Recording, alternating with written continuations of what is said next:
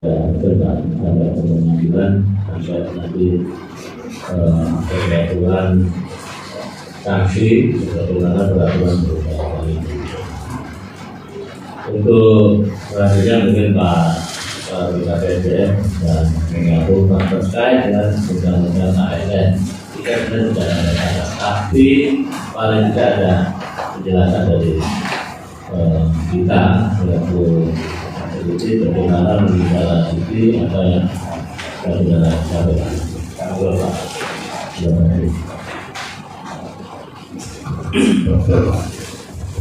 Terima kasih Pak Desa. Assalamualaikum warahmatullahi wabarakatuh.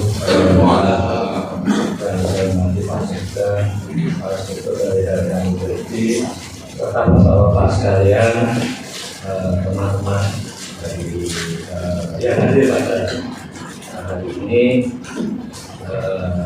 Pak Ahmad Ghazali, Pak Nana yang hormat, Pak Bobi Wilanto. Ini saya kenal yang lainnya Pak Al-Goibi, Pak Goibi, teman-teman lain yang tidak bisa kami Pak Sony, dan yang lainnya mohon maaf tidak bisa kami sebutkan satu persatu. Terima kasih atas kehadiran bapak-bapak sekalian di ruangan kita ini bersama-sama dalam rangka untuk menunaikan sesuatu yang bermanfaat untuk kita. Terima kasih. Selanjutnya, oh ya, nama saya Suroto. Kebetulan saya ditugaskan oleh pimpinan menjadi kepala BKPD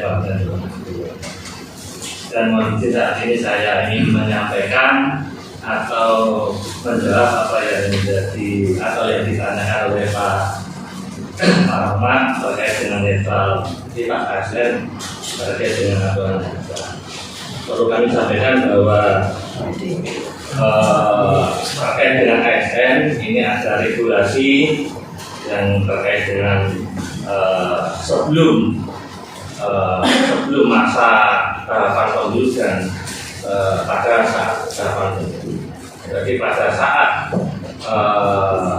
sebelum tahapan pemilu itu seorang PNS yang harus netral itu tidak melanggar seperti yang sudah ada aduan disampaikan yang tadi disampaikan oleh Pak Inspektur, ada apa ya, sosmed ya, ada video yang menyatakan dukungan dari apa LPNO atau itu menyatakan sebagai calon. Itu maksud dalam sebelum tahapan pemilu. Kalau sebelum tahapan pemilu, maka aturan yang diatur itu atau yang dikenakan adalah SK peraturan bersama Menteri atau Kemenpan, Kemendagri, BKN, Komisi ASN dan Bawaslu. Di sini untuk pengenaannya yaitu pada pelanggaran disiplin, disiplin ASN. Jadi yang pertama adalah kode etik, yang kedua adalah pelanggaran disiplin. Karena Pak Dr. Kasih ini melakukan kegiatan pada saat puasa, diundang oleh salah satu dokter sampai Aini kalau tidak salah Aini ya, untuk undangannya untuk berbuka bersama. Sehingga pada saat selesai berbuka bersama, tidak tahu pada saat itu ubul-ubulnya apa itu kan LKNO itu bukan apa, cuma statement saja sebagai badan. Nah, maka sebagai PNS beliau terkena dengan aturan etika, yaitu karena pada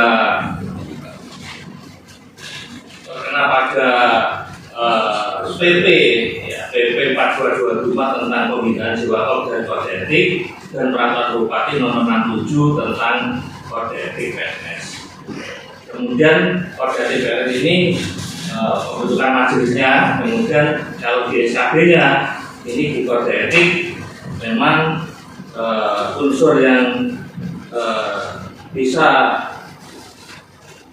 dikenai oleh Pak Dr. Kasih ini ada pada nomor 4 Pak, yaitu membuat Kode Etik nomor 4 membuat posting, komen, share, follow akun pemenangan bakal calon. Ini pasal 11 huruf C PP 42 2024 tentang Kode Etik, yaitu etika berarti sendiri meliputi menghindari konflik kepentingan pribadi kelompok maupun golongan. Sanksi yang dikenakan adalah sanksi moral, pernyataan secara tertutup atau terbuka. Ini sudah kita panggil Pak pelapor karena ada yang melaporkan. Pelapor sudah kita panggil oleh majelis yang diketuai oleh Pak Inspektur, sudah menyampaikan klarifikasi dan keterangannya, dan beliaunya pada itu bukan mengundang tapi terundang, sehingga sudah kita dalam proses majelis ini untuk menyampaikan jenis-jenis pelanggarannya ke Pak PJ Bupati, sehingga nanti pelanggarannya pada Kode Etik bisa surat pernyataan tertutup atau pernyataan tertutup, yaitu permohonan maaf dan tidak mengulangi lagi perbuatan kepada PPK. PPK ini dalam hal ini adalah itu terkait dengan Kode Etik. Tadi disampaikan oleh Pak Nana Roma terkait dengan pendekatan, yaitu saat masa penjaringan calon oleh partai politik. Jadi ASN yang melakukan pendekatan atau melalui penjaringan calon dari partai politik ini memang di aturannya seorang PNS ini yang harus netral, ini terkena di SKB-nya di pelanggaran disiplin. Kalau melakukan cuti di luar tanggungan negara bisa, tetapi bila mana tidak menempuh cuti di luar tanggungan negara, maka PNS tersebut bisa tetap melakukan, tapi bisa terkena dengan pelanggaran disiplin. Pelanggaran disiplin ini kalau sesuai dengan SKB yang ada itu di huruf B, pelanggaran disiplin ini di angka 3 melakukan penegakan kepada partai politik. Ya, ini Pak. Ini di aturannya sudah ada, pasal 9 ayat 2 Undang-Undang Nomor 5 2014. Walaupun sebetulnya undang-undang ini sudah dicabut dan dinyatakan tidak berlaku lagi dengan terbitnya undang-undang yang baru, Undang-Undang Nomor 20 tahun 2023 tentang ASN. Mantap. Undang-undang itu tidak dicabut, itu baru ya. Karena gini, Undang-Undang Nomor 20 2023 itu hanya merubah pasal-pasal PPK. Tapi pasal-pasal tentang ASN masih mengacu pada Undang-Undang Nomor 5 tahun 2018. Jadi perubahan. Jadi Undang-Undang 2023 itu perubahan Undang-Undang Nomor 5. Jadi cuma merubah pasal-pasal yang kaitan P3K, PPK, pasal ASN masih berlaku. Ini koreksi jauh. Jadi ini istilahnya itu memang kalau kita dari undang-undang itu undang-undangnya dulu diganti, walaupun substansinya masih ada, itu ada lagi Pak, tapi undang-undangnya sudah undang-undang yang terbaru. Dan misalnya itu seperti kita mau perubahan perda, yang perda lama harus diaduk dulu, terus nanti dimasukkan pasal-pasalnya lagi di perda yang baru. Cuma itu teknik saja, cuma substansinya saya yakin Ini saya katakan Pak Rida, biar nyambung apa yang disampaikan Pak Aroma. Pasal 75 Pak, Undang-Undang Nomor 20 2003 tentang ASN, berarti Undang-Undang Nomor 5 2003. Pada satu undang-undang ini mulai berlaku, semua peraturan undang-undang yang merupakan peraturan pelaksanaan dari Undang-Undang Nomor 5 2014 dinyatakan masih tetap berlaku. Ya. Semua peraturan yang merupakan peraturan pelaksanaannya loh Pak, PP, maksudnya PP, dan itu masih berlaku. Sepanjang tidak bertentangan dengan ketentuan undang-undang. Asalkan PP-nya itu tidak bertentangan dengan undang-undang yang lebih tinggi. Kemudian pasal 76, pada saat undang-undang ini mulai berlaku, Undang-Undang Nomor 5 2012 tentang ASN dicabut dan dinyatakan tidak berlaku. Ini amanat Undang-Undang Nomor 76. Amanat Undang-Undang Nomor 20 2023 pasal 79. Itu Pak. Tapi substansinya masih. Tapi substansinya tentang ASN dan P3K masih ada. Cuma memang ada perubahan sedikit Pak tentang manajemen PNS maksudnya. Manajemen PNS ini mulai dari perencanaan sampai dengan pensiun itu memang ada ASN yang berubah. Ada yang berubah, tapi perubahannya tidak secara signifikan, tidak hanya apa ya, disesuaikan dengan kondisi saat ini. Karena untuk saksi Pak, kalau saksi itu kan di PP, Undang-Undang Nomor 5 2024 itu kan dijabarkan kalau saksi PN itu di PP 94 2021. Kemudian walaupun ada Undang-Undang Nomor 20 2003, tadi disampaikan bahwa peraturan pelaksanaan dari undang-undang yang lama ini masih berlaku supaya tidak berlaku dengan undang-undang. Jadi PP tentang sanksi PN itu masih berlaku. Cuma Undang-Undang Nomor 5 itu dicabut dan dinyatakan tidak berlaku. Ya, itu sekiranya. Kemudian Pak, ini yang pendekatan itu terkena disiplin sejalan sesuai dengan aturan Pak. Kita membaca aturan. Kemudian terkait dengan tahapan pemilu dimulai tanggal Agustus.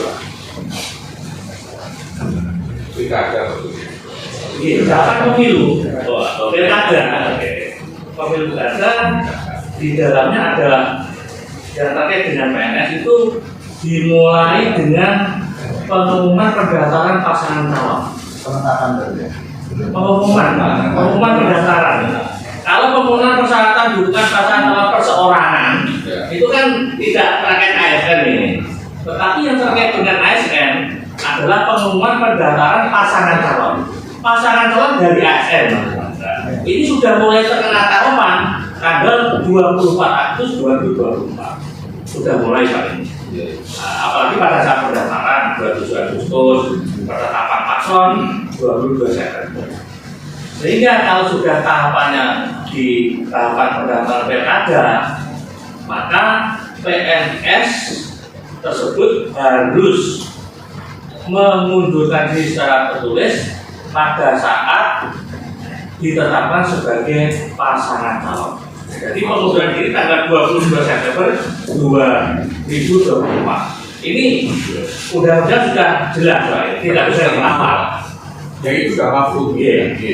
Untuk masuk ke tahapan ini kita semuanya sudah mafhum. Jadi masalah yang pada hari ini adalah yang kontemporer ini adalah karena adanya dispute atau apa yang dikatakan sebagai polemik.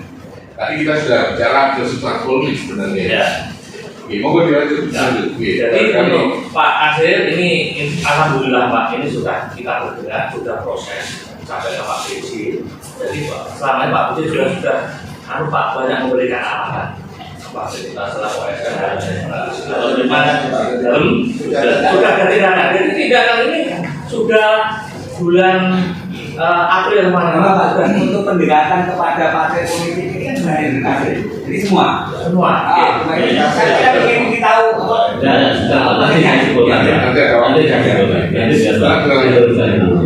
Jadi Pak PJ selaku pejabat pembina kepegawaian, Pak Sekda selaku pejabat dan pembina terhadap ASN ini sudah melakukan insya Allah ikhtiar Pak, yaitu membina kepada PNS. Dalam ini pembinaan yang sudah kita lakukan yaitu membuat dan menandatangani fakta integritas ini sudah dilarang Pak. Baik. Surat-surat kepada semua UPD tentang netralitas juga sudah. Kami bisa membuktikan surat-suratnya juga ada kepada perangkat daerah. Itu mulai dari mana zaman Pak Barto masih menjabat sampai dengan Pak BJ yang ditangani oleh Pak Sekda. Yang terakhir di 23 April nih Pak, kita surati lagi. Kemudian sosialisasi, kemudian ikrar netralitas. Dan itu pembinaan dan melakukan upaya pembinaan sudah dilaksanakan. Baik. Kemudian untuk pemenangan APK yang tadi disampaikan oleh Pak Inspektur bahwa Pak Dr. Arief telah kita panggil Pak, itu menyampaikan bahwa saya itu pada saat membuat gambar itu saya itu geraknya aja saya tidak diberitahu. Ujung-ujung baliho itu sudah terpasang di jalan, terus di orang-orang. Kalau jelas saya akhirnya pada itu menyampaikan kepada orang yang membuat itu untuk segera menurunkan. Memang pada saat itu sudah dipasang Pak, kemudian ada upaya dari Pak Dr. Nasir untuk menurunkan. Itu alasannya. Itu pernyataan yang disampaikan oleh Pak Dr. Nasir. Kami kan enggak Pak, untuk balihonya insya Allah setelah Pak Nasir itu sudah tidak ada ya.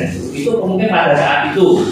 Pada itu kalau sudah ke foto kan fotonya sampai sekarang sudah bisa hilang. Tapi kalau alat peraganya insya Allah pada saat sudah ada.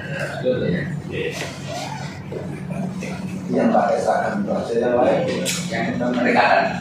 Ya, kemudian untuk pendekatan baik Pak Agus, baik Pak Santoso, kemudian Pak Yoyo maupun Pak Dr. Nasir ini akan segera kita panggil.